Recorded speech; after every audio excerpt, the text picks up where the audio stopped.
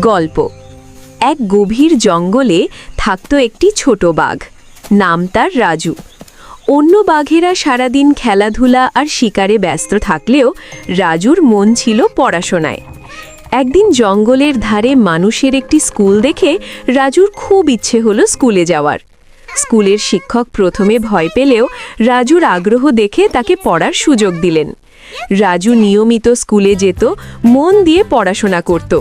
সে বাংলা, অঙ্ক, বিজ্ঞান সব বিষয়ে খুব ভালো হতে লাগল। ধীরে ধীরে সে জঙ্গলের সবচেয়ে বুদ্ধিমান বাঘ হয়ে উঠল। বড় হয়ে রাজু পড়াশোনা শেষ করে জঙ্গলের জন্য নানা ভালো কাজ শুরু করল।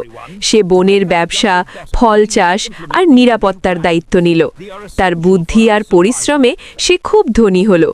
কিন্তু রাজু কখনো অহংকার করেনি। সে গরিবদের সাহায্য করত আর সবাইকে বলতো, পড়াশোনা করলে জীবন বদলে যায়।